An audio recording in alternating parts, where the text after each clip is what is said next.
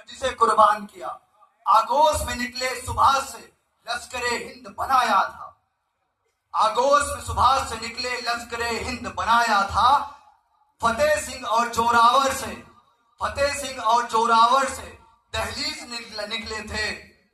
संघर्षों में जो बुनियाद बनी आजादी के मोल की, सुलग रही थी गरम नाल में शेखर के पिस्तौल की, खिल रही थी रोम रोम में अशफाकुल्ला खान के, खिल रही थी रोम रोम में अशफाकुल्ला खान के, यही जवानी दौड़ रही है खून में हिंदुस्तान के। और जब इस जवानी का प्रवाह भारतरा खून दिया था, कतरा कतरा खून दिया था, दी जवानी जुनून दिया था, खड़े अंग्रेज बाण नहीं तो गोलियों से भून दिया था। गोरियों के गाल नहीं थे ना आवाज मजीरों की, गोरियों के गाल नहीं थे ना आवाज मजीरों की, खनखनाहट गूंजती थी सेलुलर में जंजीरों की। अरे राजनीति से मिली नहीं है, नहीं खरीदी पैसों से, 14 लहू मोल हुआ था भगत सिंह जैसों से।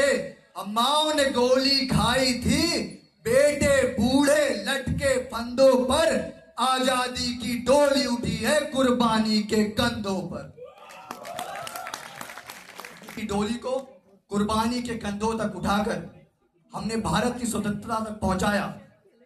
उस आजादी की दुल्हन को हमने तस्वीर क्या दिखाई, कहीं निर्भया, कहीं कठुआ की वो बेटी और कहीं प्रियंका रेड्डी, और पहलगाम में वायसरन घाटी में आतंकवादियों की गोलाबारी। इस पर पंक्तियां प्रस्तुत कर रहा हूं कि पहलगाम में गूंज रही जो बंदूकों की ताली है, पहलगाम में गूंज रही जो बंदूकों की ताली है, ये भारत भू पर भारत मां के स्वाभिमान को गाली है।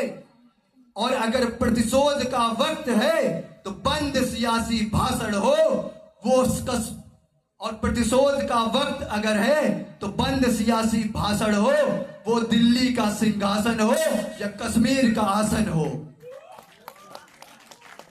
अब पंक्तियां प्रस्तुत कर रहा हूं कि पहलगाम के बाद क्या हुआ, कि आखिरकार कायर राजनीति ने अलख जगाना सीख लिया।